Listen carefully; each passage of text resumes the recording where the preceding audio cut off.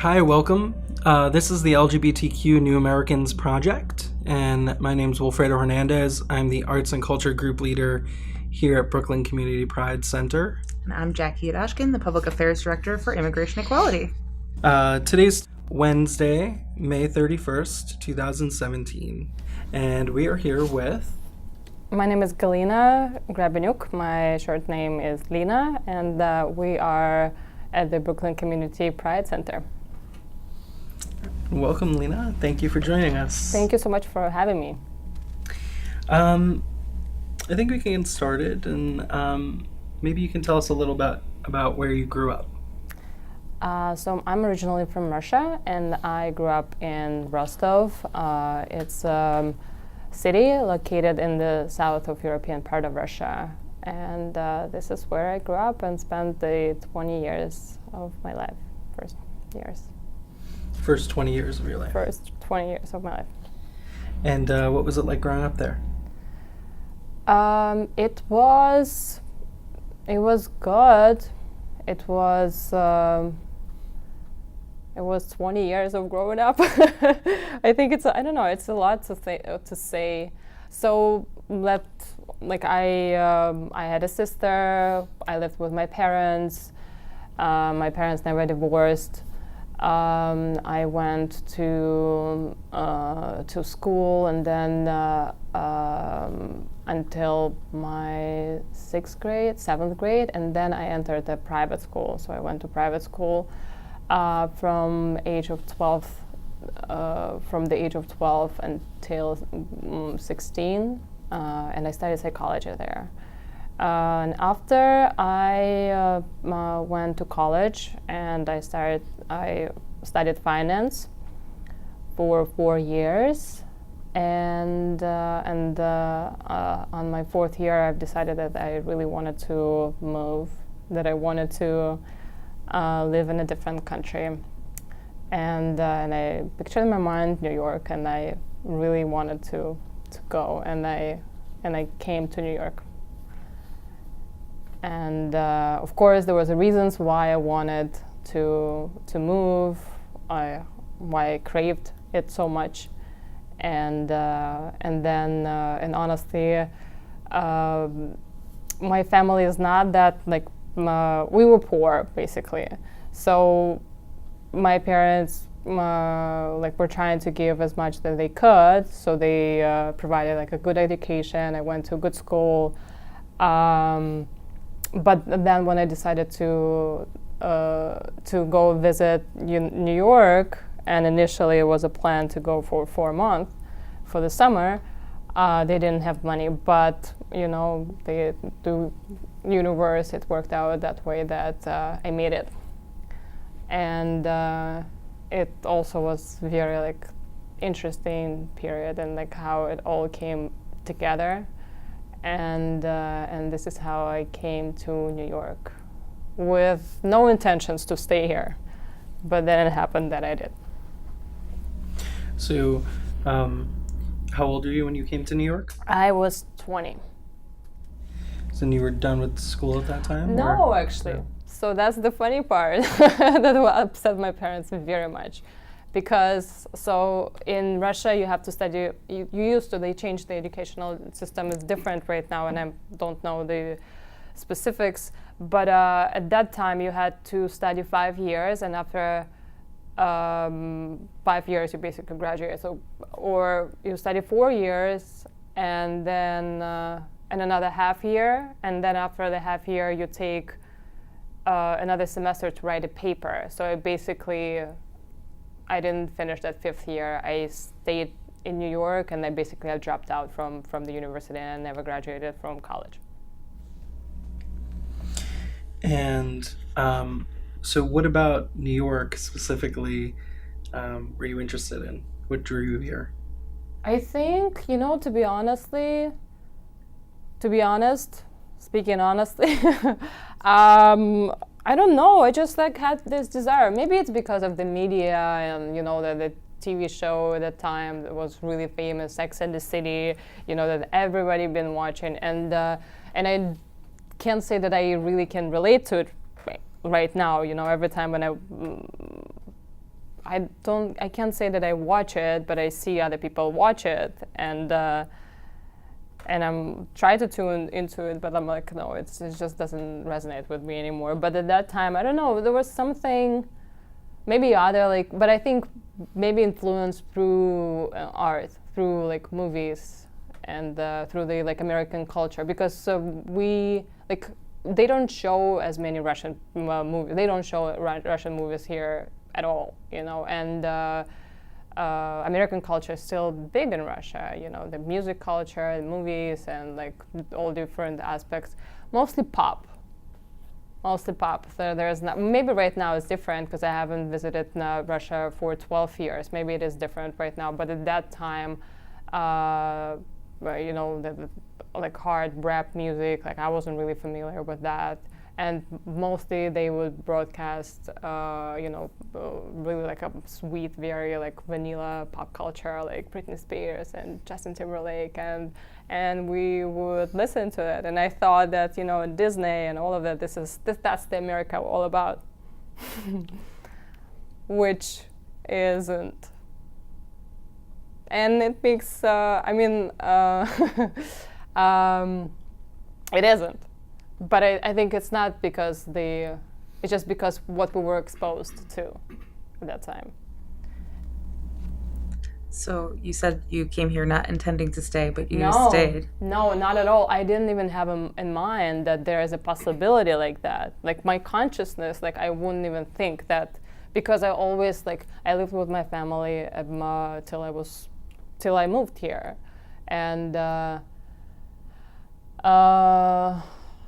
And in Russia it's different, maybe like or it is different, because I don't remember many of my classmates like being too independent and like working or living outside of the family at the age. There were some people who traveled to my city to study, and like some of my classmates, but for the most part, people like children stay with their families. Or at least, you know, we also have to take into consideration that I went to a good college, so that where, you know, either kids would really be smart and study really good, or have parents who would support them to go to college. And so that's the life that I've seen back then. And maybe you can talk a little bit about what made you decide to stay here. I felt in Russia that I can't say Russia, or, you know, it was my personal journey that I really wanted something more. And like I went to a really good college, and but it wasn't something that I really was craving. And again, like I can't say that, and my family was poor, you know, and like we didn't have that much of money, but I still was thinking that I should try, you know, something. And beside that, I also remember myself that, you know, the situation at that time with my family, and they didn't understand me and didn't understand my nature, and I also couldn't connect with my classmates on the like level that I wanted to, because you know, I wanted something more. Like I needed that liberation. I wanted to be an artist, and but because like I grew up in kind of I can't even say conservative. Yeah, my parents, but it's you know, like looking deeper into it, it's not even conservative. They just lived their life like that, you know, and then they thought that what they would, you know, how they would been guiding me, that was the way to live life. Because we've gone through stages where we would not talk, and, you know, I'm talking about my parents and me.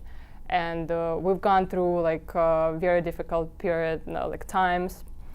And but I'm very grateful that like recently, I would say just really recently, that we started like really connecting on a more deeper level, and they got me. And I'm like, and I talked to my mom last week, or yeah, like, and I'm like, I like, you know, I knocked like I don't even know how to explain it. Like I reached deep down in you, and like you really now get like who I am, you know, like what the things what I'm trying to do, you know, what kind of life I want to live, and they get it, and because I do need like, and I also realized, you know, how much I need them. I needed their support very much, very much. Why are you guys smiling? We always fight over who asks the question, so it's like deferring to the other person to ask the next question. And we defer to each other with the eye contact. But then nobody says anything, and you just sit there and ask, "What are you doing?" So okay, we're gonna go back and we're gonna ask you. Sure. What was your favorite activity or thing to do when you were growing up? Oh, so I was a very active child. So I really liked sports. So I would like run with guys, mostly with guys. Like I was very active. Like I played soccer, and then we had this woman, or she was like everyone's grandma that would take everyone to like go in a river and like do some sports exercises and like together. But mostly I've been hanging out with guys. I think until like 10 or something, like growing up. But I liked sports. I liked Superman movie. I was thinking that I am the one too. It was just so funny. Yeah. I wanted to be a hero. If you were a superhero, what would be your superpower? Well, you know, the thing is that, and this is very much related to what I'm doing right now, I wanted to heal the world. So that's, and that was the, since I was a very early age, and that's why I also was thinking that, not that I do have, like I felt drawn to that kind of field of like helping people on like a deep level. And that was since I was really like little, and that's what our background is. So where I grew up, like we're connected to like Slavic traditions, like natural healing, and like customs and traditions. Even though like in Russia there are national like religious holidays, but they kind of like.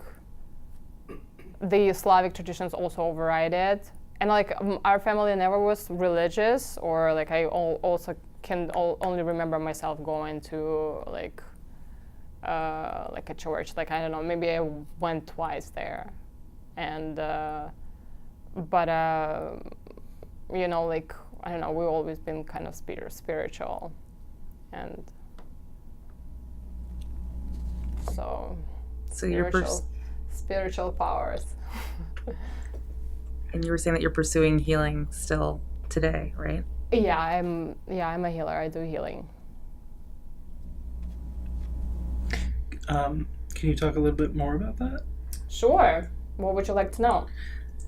Everything. As much as you can tell us. And As you much say as I you were influenced by certain practices. You know, the thing is, I can't say that I was, you know, because somebody just asked me the same question, and then, you know, and I see the tendency when I speak about it, people start thinking, and I'm like, I mean, but that's not what it really means. You know, I can say that, so same like we talked earlier, We talked earlier about your heritage, you know, being from Puerto Rico and all of that, because that's in your DNA, and you can connect to it anytime you would like to. So that's why it's the same, like the Slavic traditions, and that I am Russian is in my DNA. But I can't say like living here in New York, I've been channeling or like I've been projecting so much Russian energy. Maybe I would, but I wasn't really conscious about it. And so Slavic traditions, and there was something like about the natural healing, you know, just natural remedies. For example, you know, just simple things that, you know, that natural things like natural fruits or vegetables can help you heal or can help you cope with like common cold or something like that. You know, this kind of stuff that like can boost your immune system. That's something that I knew when I was growing up, because it's just a part of the culture of that region, where I only can speak for my region because I haven't done research, you know, of the whole country. You know, sometimes people ask me some questions, you know, about the belief system of the whole country. I'm like, excuse me. That's like, we have to do like a really deep research on that. But so that was kind of something that was just there all the time. But when I came here or growing up, we wouldn't even give that too much attention.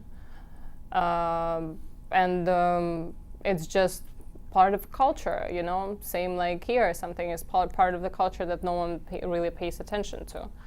And but then I always had, like I was connected with meditation. So I've been doing meditation since I was really little.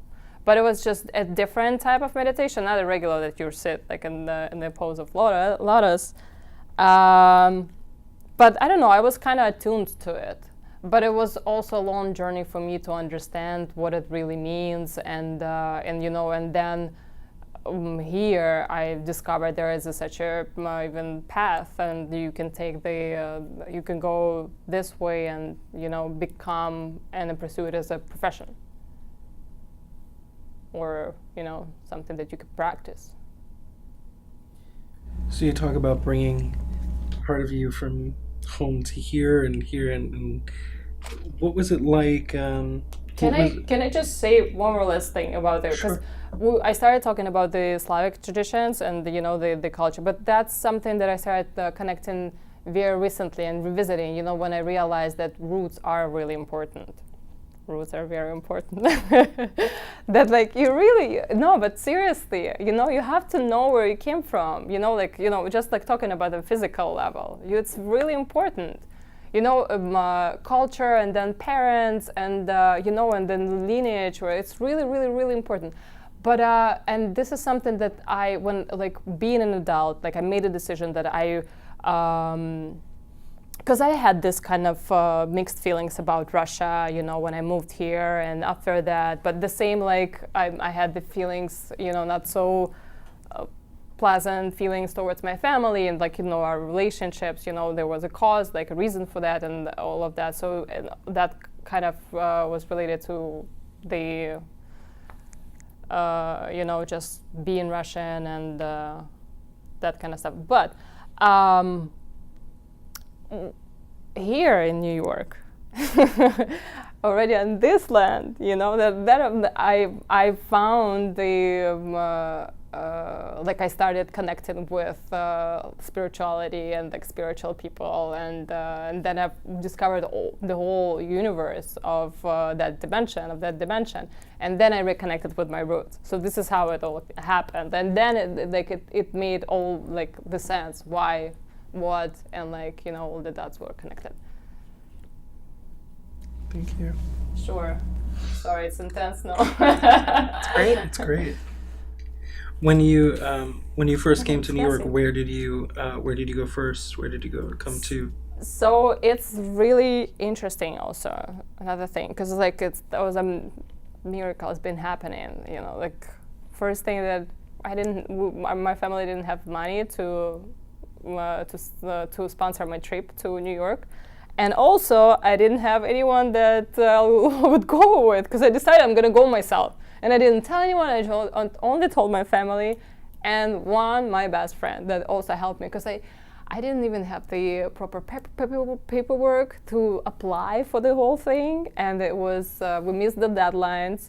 And I also didn't have the travel passport at that time. So, but also we made that happen, and you know, all of that. And also I didn't have anyone that I would go with. So on the day of finalizing all the payments with the agency that was doing the whole paperwork, and does it sound clear that how I speak, right? It's okay. Yeah? Okay, cool. I meet some. So the person who worked at the agency told me. So listen, there is one person. She said a few persons that study at your university, not in the same group, because like they're not in the same major, but in a different major. And she showed me the picture of a person. She's like, so that person is going to New York too. And I'm like, okay. And so I'm going down the stairs and I meet that person and I just grab her and I'm like, I'm going with you, you know that. She's like, I'm going with my friends. And I'm like, and I'm going with you too. So she was like, okay. But the people in Russia, they're like more open, like or receiving or something like that, in times. And so she introduced me to her friends, and I came with them. And so by this time, and actually that it was their idea to stay here. They were thinking, this is how it wasn't generated in my mind. So they were thinking that they wanted to, they were thinking, really deep thinking, whether they're gonna stay here or not. And maybe I should have said that. I'm getting too excited. Doing great. Maybe we will cut it out. Anyway, we're gonna know this idea about the who's had so well. Please. But anyway, so by this day, so all of them went back, and I stayed, and the people that I came with, and then we're still in touch, and we connected so deeply through that summer, and then all of them went back, and I stayed. So we arrived in a group of people. I arrived in a group of people, and we stayed in Brooklyn in their friend's apartment that hosted us for I think I even remember about 2 weeks or something. We stayed with her, and then we rented an apartment. And this is where we shared an apartment, we lived, and then we went to work, and we found work at the restaurants, and this is how it all started. So how did you decide that you were going to stay? I don't know. I don't know. This time I don't have an answer for it. It just happened that again, I had no intentions to stay, but then I don't know, somehow it came about, and and then I've decided that I'm gonna stay. And probably because I didn't want to go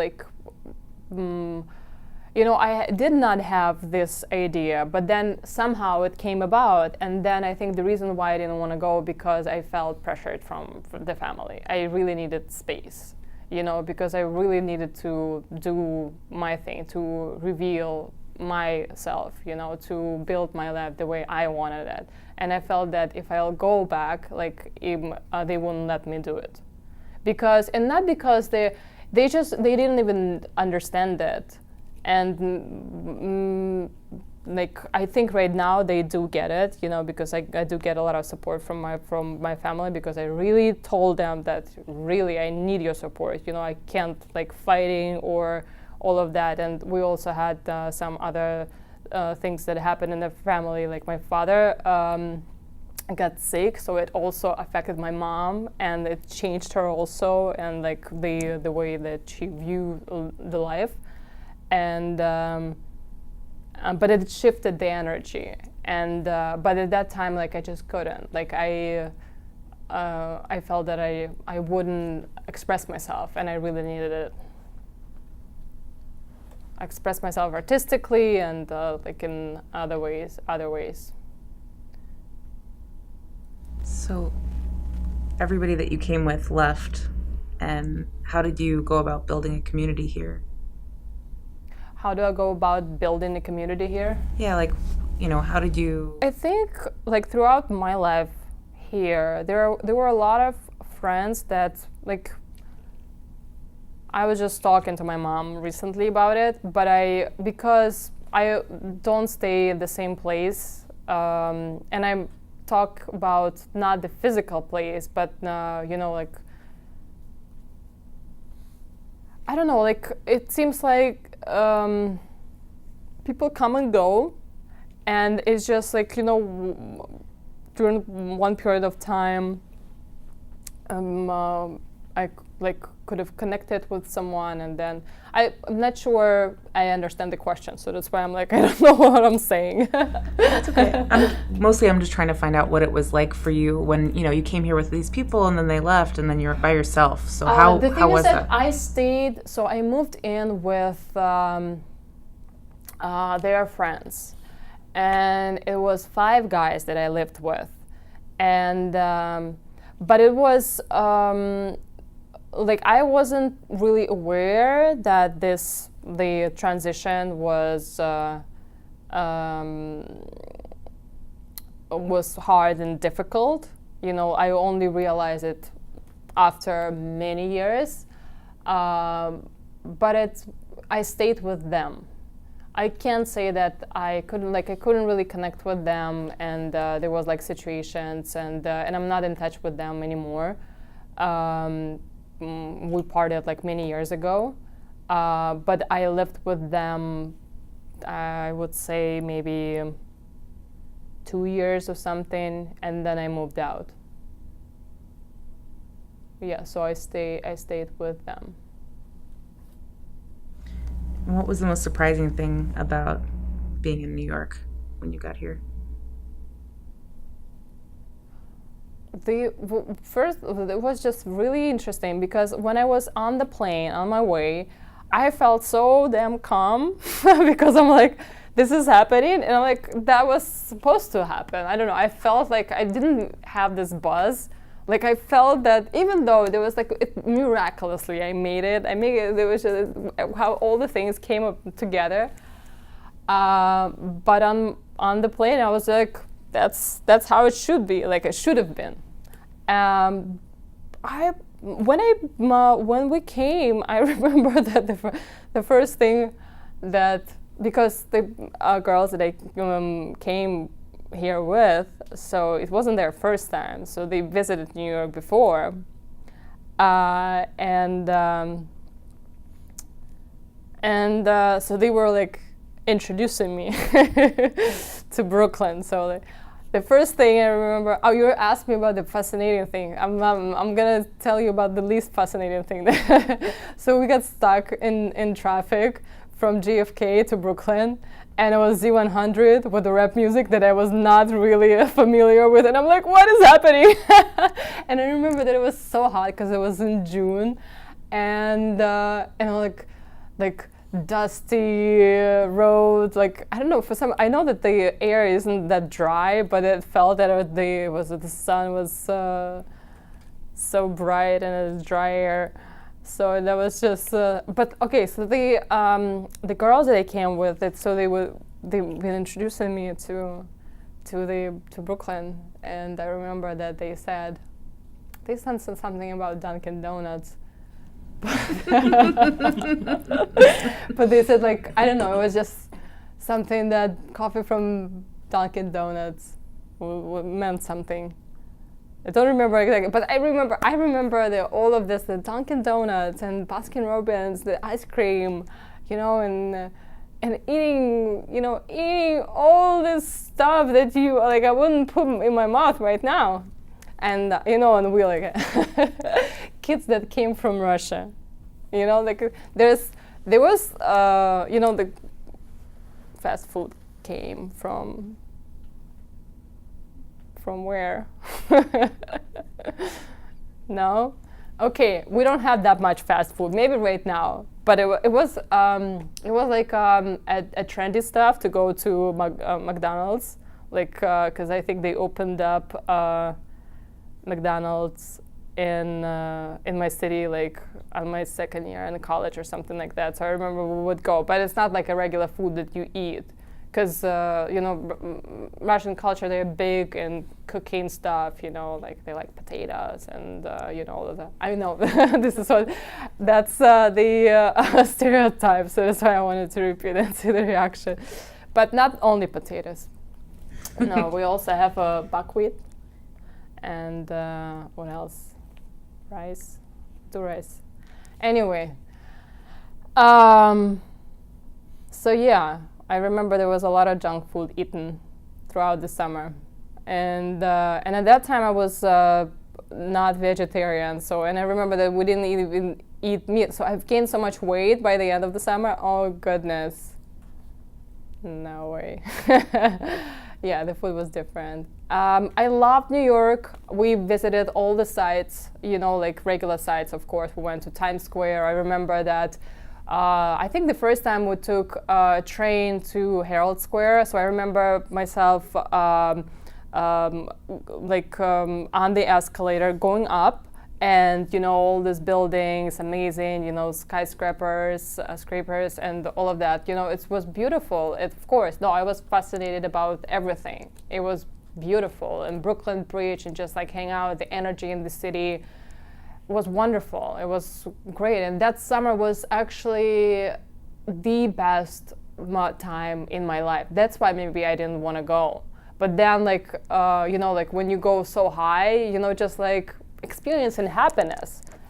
I would just say happiness, because one of the reasons, like I didn't feel happy in Russia. I felt really like I needed space, like they wouldn't give me space. And just like to be me. And then when I was in the company of amazingly happened that the people that I came here with were really amazing people, just like nurturing, loving, like we wouldn't really no fighting, and I just felt love, and that this is something that I remember that I really craved for, and it was amazing summer. I remember 4th of July, I worked at the restaurant as a hostess on Pier 17 or 16, where they have that ship. And so we had the fireworks right on the river, and people were jamming into each other, and I was just standing there looking okay. And then the garbage from the fireworks just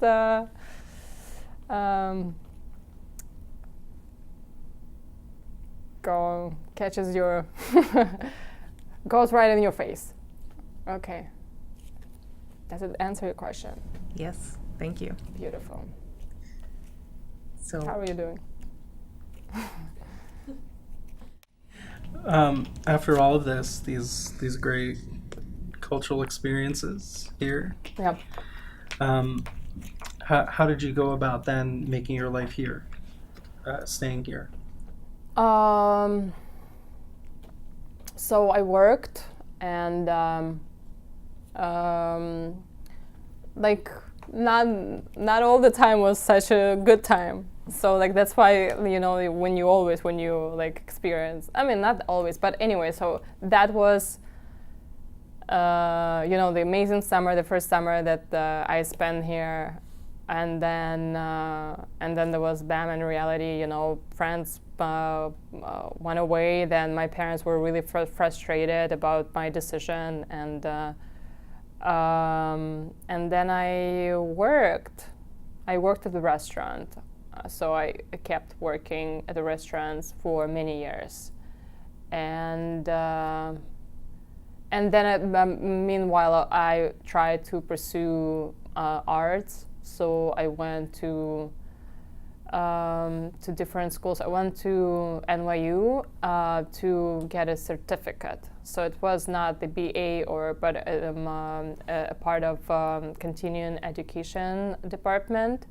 So, and I completed a certificate in at that time analog filmmaking. Right now they don't have that program anymore because now everything is digital.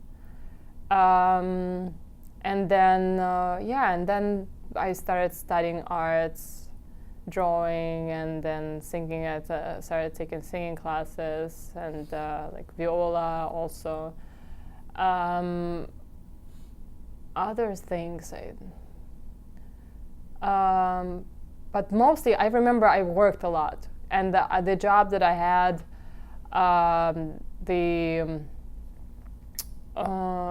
because I remember I've been switching a lot of places, and I didn't know English that well. Like I studied English since I was 12, so I had foundation. But still, when you move to a different country, there is a human factor. There is somebody in front of you is standing, and plus, I haven't realized that like I've been a transplant, and I'm still and I'm still learning by this time, and to be honest, right now, even like I'm working on my communicational skills, and like in terms of like writing emails, and I think that's the hardest for me right now at the moment. Like I can just really, because I'm just afraid that people won't get me what I mean, and that was, I haven't like at that time I wouldn't realize that was a problem. Like it took me some time to like, like it's just a time of transition, like when you really have to go through it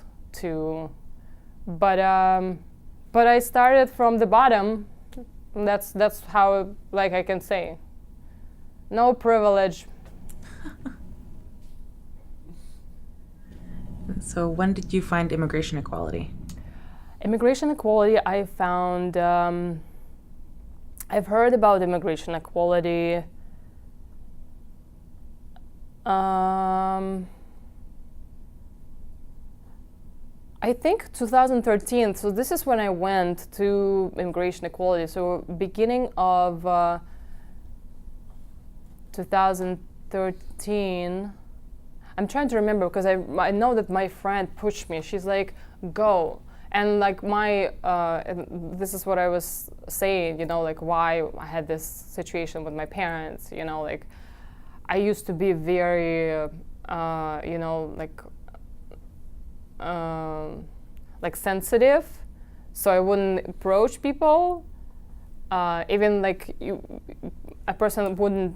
I mean, I can't speak for other people's experience, like how they would see me or like what would I project, but I wouldn't like really approach.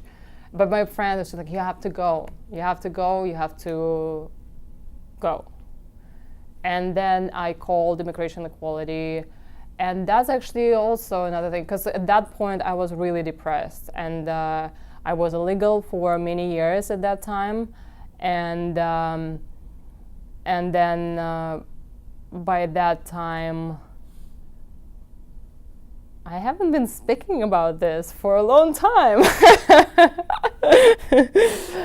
I feel that, because we've gone through so many changes right now with everything and liberation of queer community, because I'm like I've partaken also in the events that like serve my community, and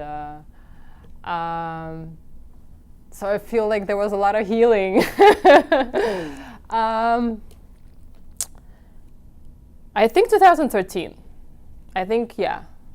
But what I was going to mention is that I called them, and I'm like, because I wouldn't even believe that, like, my situation can improve at that point, like, because I said that I've been pursuing arts, but I'm like, at that time I was already like, I didn't have papers at that moment, so like, and it's just like the doors are not open for you anyway, like,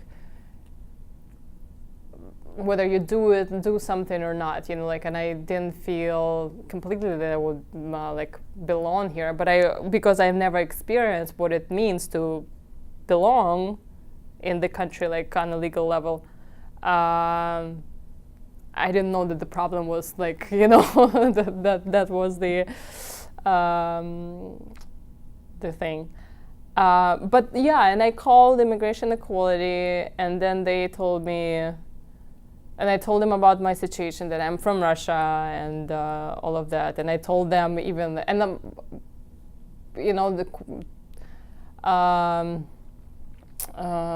So according to the law, you have to apply to seek asylum within a certain period of time. And by that time, when I went to seek help, I already was in the country for many years. And so I had no hope. When I called, I'm like, okay, so they're gonna give me, like, they're gonna just tell me, and then I'm gonna get more upset. So this is what I would expect. And then when I called them, I told my situation, and then I think they pulled me on hold or something like that. And then already by that time, I've heard the stories that, like you can wait for a couple of months to even have any initial interview with the immigration equality. And so I was kind of like prepared for that. And they told me, like, can you come next week? And I'm like, sure. And then I think, or they told me we're gonna have a phone call, like a phone conversation, like next week or something. And I agreed. And then they called me back and they said, can you come in even earlier or something like that, like something like that. So it was just like really fast. And then they saw me, and I had the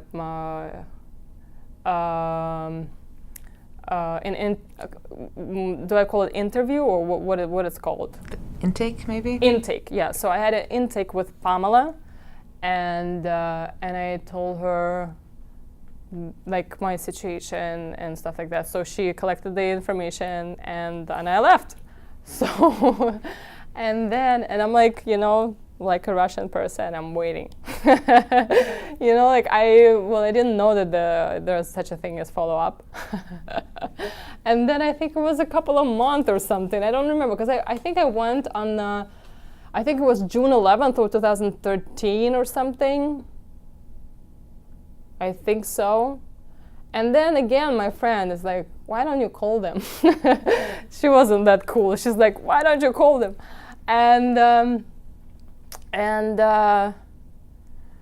remember I called and I asked for Pamela, and so Pamela was like, what do you want? I'm like, oh my goodness, what's happening?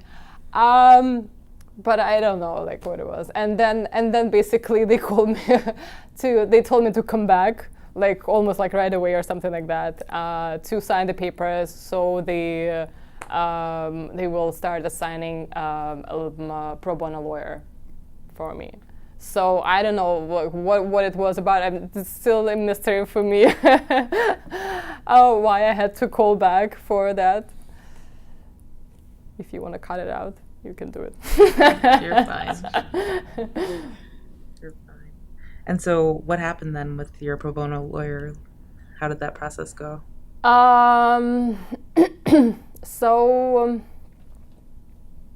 It was, so my lawyer didn't think that we're gonna win like right away. So he was like, oh, that was just, I don't know. Like I remember that he was like you can wait for a long period of time and all of that. And I remember that it was so hard for me to write the things, even write about it, because like so I had multiple meetings with him, and I think we had like 2 or 3 first meetings where I told him about my story and everything. And I thought that like he's listening, or maybe he even recorded. I don't remember if he recorded, but I thought that I mean, now it doesn't make sense what I'm speaking, but I thought that he's gonna write it. But like, of course, I'm an applicant, so I have to write it. But because at that time I couldn't write really well, it took me a long time. And then also we missed the first hearing, and it was because something on his end, like he didn't send the application or something. So we missed that first thing, and then so it was probably like in March or something, or like spring, or I don't know. But like we had to wait even longer. And then I went for an interview in September, and we got it. And the officer was really nice.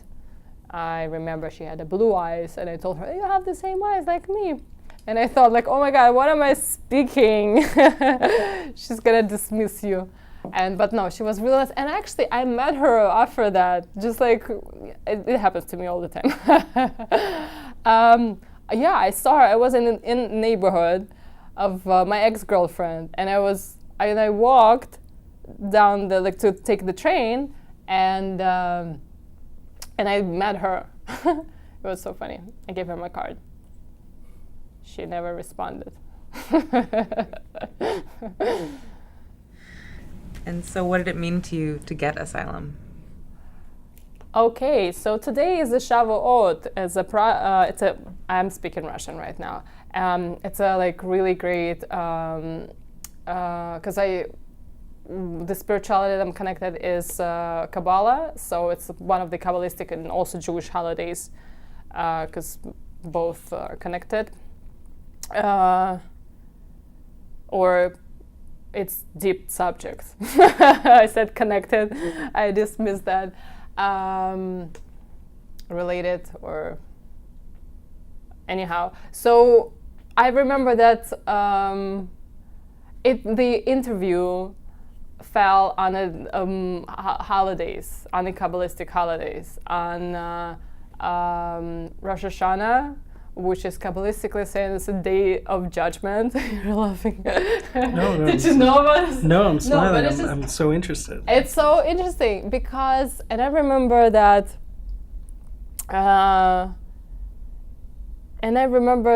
it was like very hard period of time because like I've been struggling with money. I had no money, and also at that time I left the restaurants. Like I couldn't work at the restaurants anymore because I wanted to do something more, and like I really wasn't satisfied with the job. That's why I've been switching from one place to another, and that was, not speaking really nice language. And at that time, I think industry was completely different as it is right now. People are being treated way better than I think before. And I think individuals become also more, they are like stepped into their power. So no matter what kind of job you do, you can be working at a coffee shop, but it doesn't mean that somebody has to treat you really poorly, And so they can stand up for themselves, or maybe other people could, I couldn't. So that's why there was some frictions happening. So at that time, I've been doing photography, and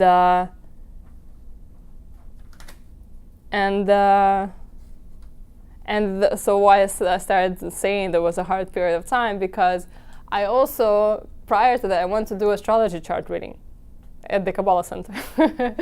And so the astrologist that I love very much, so she said, like, you're going, through the time that there's such a thing as a Saturn return.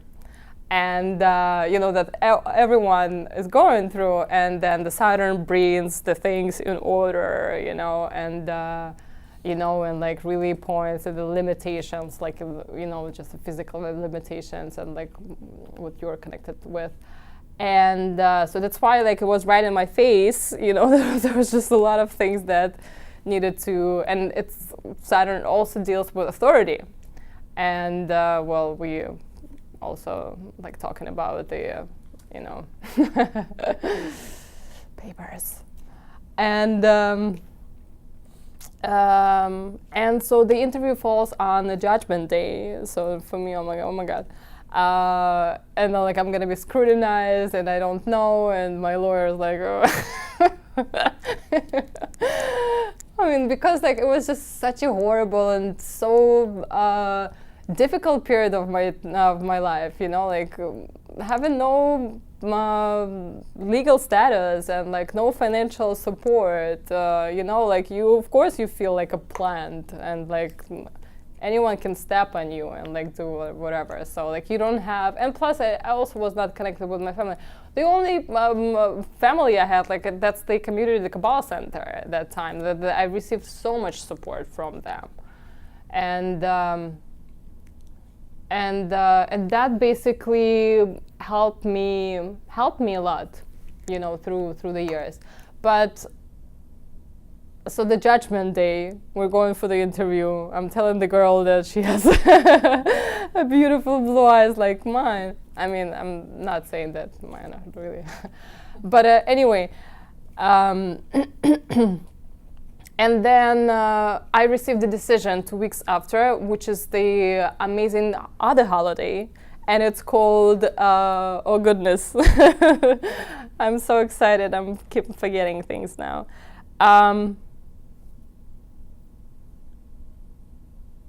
It'll come back to me. But anyway, it's another holiday, but it's just the consciousness behind it, you know, there's a judgment day when we do the work, when we reflect on, you know, and it shouldn't sound like or interpreted in the religious terms, which is, it's just, you know, when you do internal work, when you revisit some areas in your life, when you're like, okay, so this things needs to be brought in order, this should be done, or here maybe I should have said something differently with someone, you know. It's just like just working self-mastery, working on yourself, you know, just conscious approach to life. But like, you know, there are dedicated times or holidays when you know that you observe it, so you like, this is the time for you to go deep into work, you know, like just your internal work, so you can become a better person and connect with people on a different level, and you know, and people will look up to you.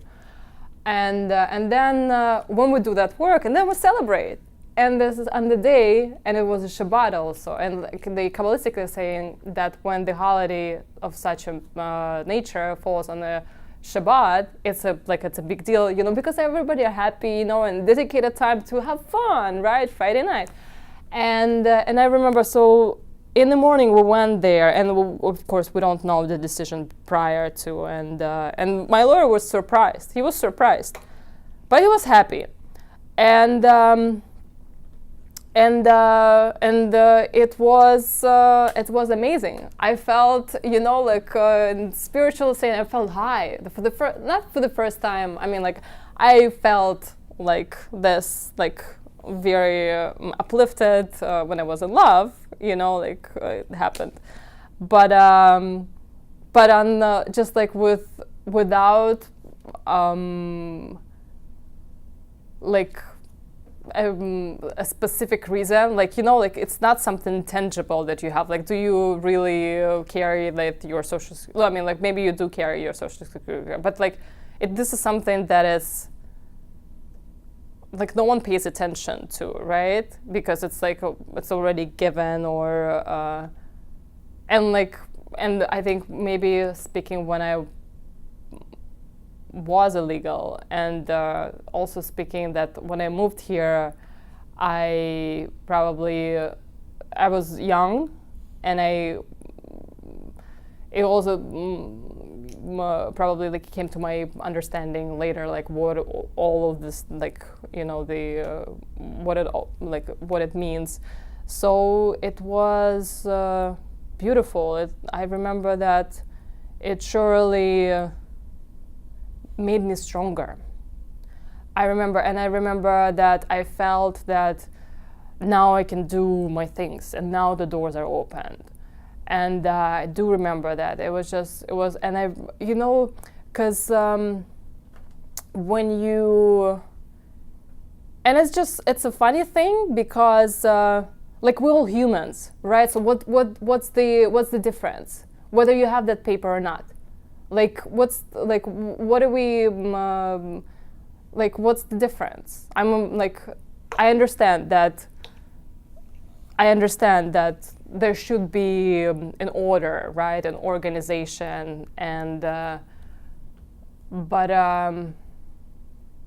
maybe different criteria how to get it, and like make it. I know that there are different factors that we should take into consideration, but yeah, I mean, of course, there's a lot of things to consider, but then, like, whether you have it or not, it's just, it kind of, well, you were gonna say something? I need support.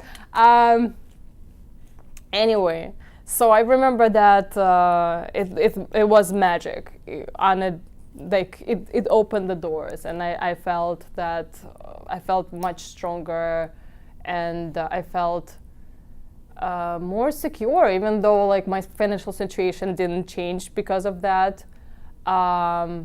And I also felt as if now I can allow myself to belong. Was something that I felt really like on a deep level, because before you kind of like you know, the thing is that this is really important, because and for immigrants and for like political parties that who oversee this kind of thing, is like when you don't have papers, you know, like you also like if a person doesn't have papers, you also probably won't be able to expect from that person to contribute as much to the country. You know, I paid taxes even though I was illegal. But it is really important, you know, because to make that happen, so a person belongs, so then he can be a part. And then when you're not a part, then that you're not going to contribute to a community. I went because I studied spirituality, and it was about community. It was about like doing work and like connecting with other people and like contributing. You know, not doing work, but contributing. Like, what do you bring to the table? You know, and so I kind of learned that. But it's that component that is missing. You know, like if a person does not have this information, and that's why there are different things can happen. And I'm talking. I don't know. It's something like that. Thank you for that. What is your life like now? It's challenging. It's challenging, but I think I'm very grateful for everything. It was really difficult after the inauguration. It was really difficult, and right now, and I've lived for like I live in the city in Manhattan, and I've lived. It's called Jeanne d'Arc Residence. And it's a dormitory for women. And it was established like in the beginning of the century or something. It's called Jeanne d'Arc, if I think I said it, but anyway. And it's run by a Catholic, nonprofit Catholic organization. And so their mission is to support women, foreign or domestic, can I say that? Or like native, or American. Or a citizen who is in need of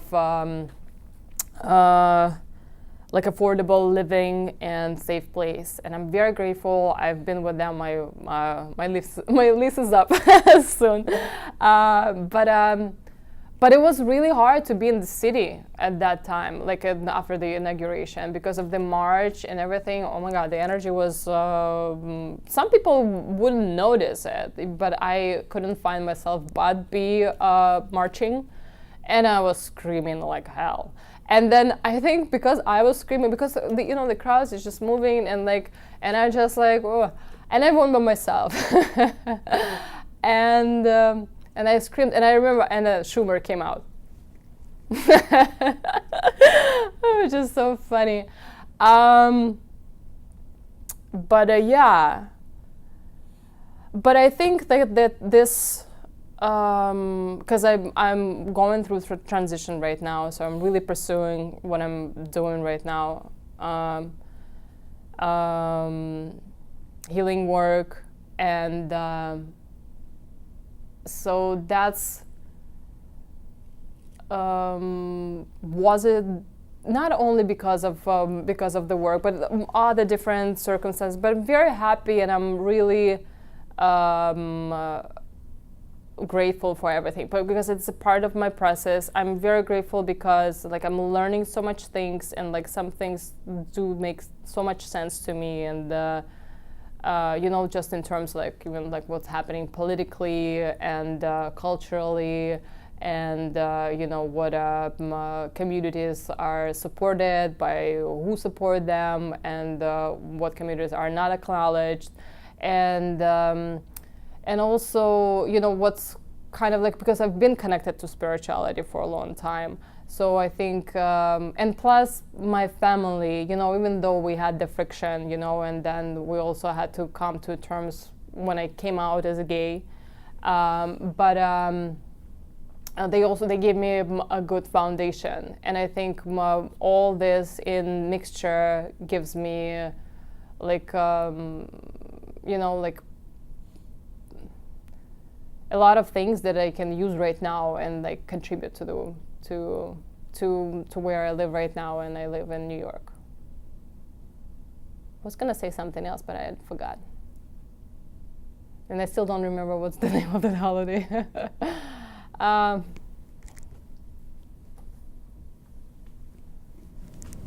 It's okay. If you remember later, you can always come back and tell us.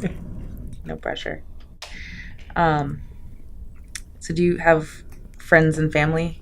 Well, family is back home, but... Family is back home. I have a sister, and she has a son, and he's 4. He's gonna be 5. Oh my God, he's so cute. Goodness, kids. Oh my goodness. Do they ever come to visit? No. Well, the thing is, like, so my mom tried to come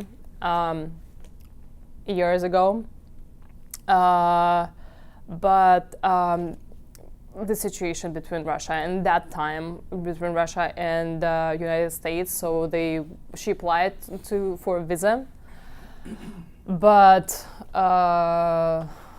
they rejected it, and I like, so she couldn't make it. I did go meet her. We decided to meet in Israel. So we met after 10 years not seeing each other in December of 2015 at my birthday. It was difficult. God damn it. Oh my goodness. I was screaming at her so much. Well, she needed to wake up. No, but seriously, she's like, but I feel that, you know, because we couldn't find an understanding with each other, but because I am spiritual person, and my parents, like, I know that, like, I like when, you know, there is a resolution and we come to peace, you know, with, you know, like, because we, even sometimes when we meet people that we love so much, you know, then we fight and then we go apart. But I'm like, no, but you're special. You can't leave like this. You know, we have to come to like a solution to some conclusion, like nice conclusion. And because I love special people. You can't leave me.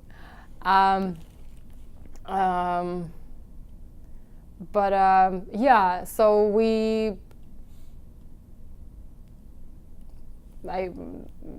she needed that kind of charge, and also I think at that time I didn't know completely like what the problem was. Yeah, but that it was really like the first day was fine. I think the second half was fine, and then it was a lot of things that didn't feel like. When I jump on the plane, I'm like, oh. I was just like, oh my goodness. It was hard, heavy, very heavy. She knows it, so I'm like, I'm not just talking to you, like. She knows it. What do you do for fun? I do for fun. Well, right now, for fun, oh my goodness.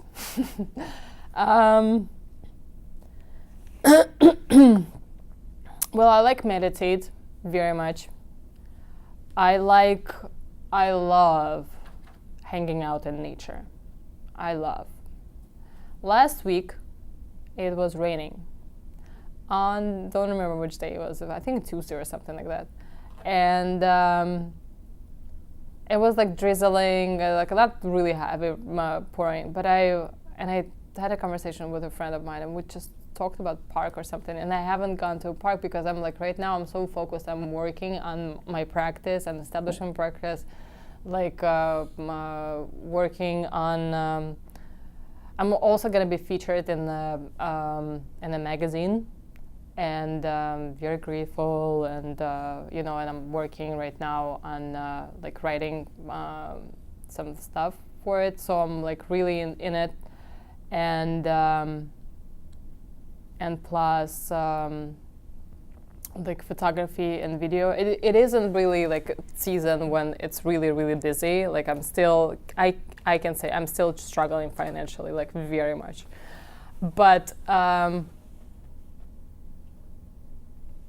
always like, oh my god, I need to work and like find connections, emails, or like improve my communicational skills and all of that. I'm like, oh my goodness.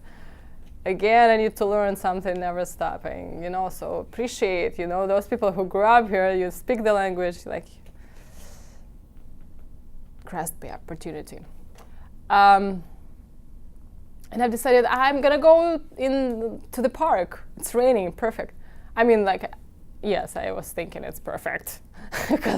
And I came to Central Park, and what do you think I found there? No people. Ever want to have like a $6? I'm counting the how much money you're gonna spend for a Metro card on your ride retreat in New York City. Go to Central Park, please. Just like sit by the tree, hug the tree. Let them think you're weird. I do it, and just connect with nature and just like quietly sit. Amazing if you do a little bit research on like grounded meditation. It's really awesome just like to shake off the stress, and plus there are health benefits also, like being in nature and inhaling the fresh air, oxygen and stuff like that, and plus ions. It was raining. And I love to do that for fun. And so as much as I can, I love hanging out in the park. Not so much I like to go to clubs. Not my alley right now. Like I've been going to clubs, but I would never connect. Like never.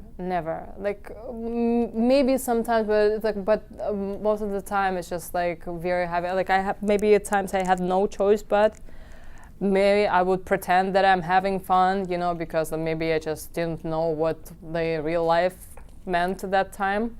And, I think we all do until we really get it, like what the life is all about and like, how much goodness it has. Oh my goodness.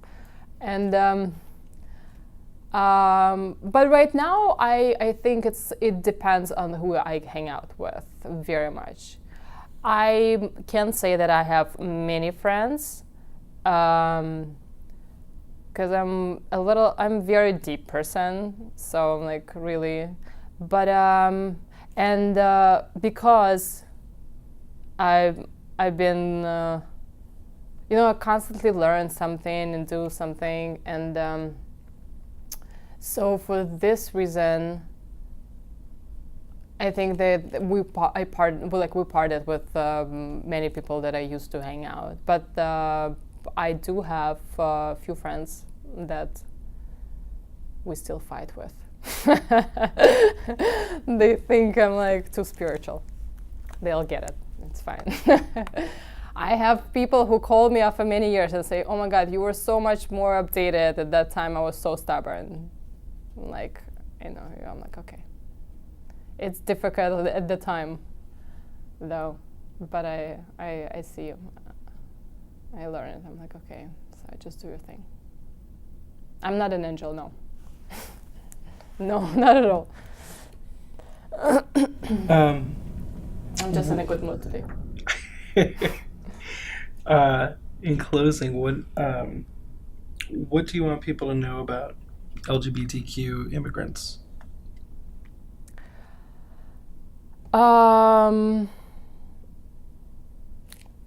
LGBT immigrants are human, same like other people. And I don't know, they just like me. We're all the same. We all want to be happy. We all want to have stability and security in life. We want to do good. But most of the time, we want to experience love, you know,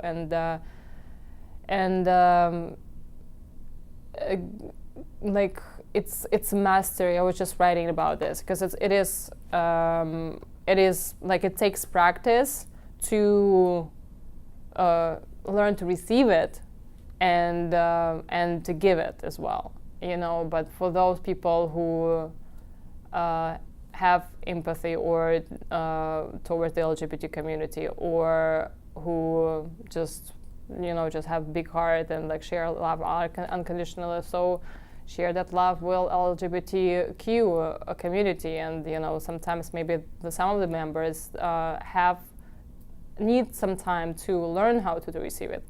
And we have to understand that, you know, because it's not easy path. We are unconventional, so we are not what you know, what it's kind of was. It wasn't since the beginning of time. Come on, Native Americans had 5 genders, so it's like. And I know that we speak that we are like civilized world and all of that, but anyway, so if we look at the history, there were always gay, lesbians, and but what I was gonna say, yeah, just please share a little bit of love, because, you know, it's not easy path to follow your heart, but it's love wins. And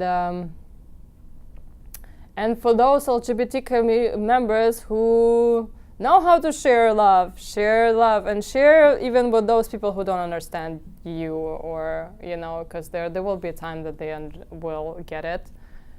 But of course, on like both parties, I'm talking about the supporters of LGBT community who have an ability to share unconditional love, and those members of LGBT community who also have an ability to share unconditional love. Do it safely. Self-care is very important. Is there anything else you want to add? Yeah, guys, thank you so much for having me. I had an amazing time. I hope that you had too. And yeah, it was great and amazing just to sit down with you and share, you know, a little bit of my life with you. Thank you so much. Thank you. I think I was like talking in this way. I'm like, I would never address anything to you. Thank you. We really appreciate it. Thank you You very do. much. My pleasure. My Thank you. pleasure.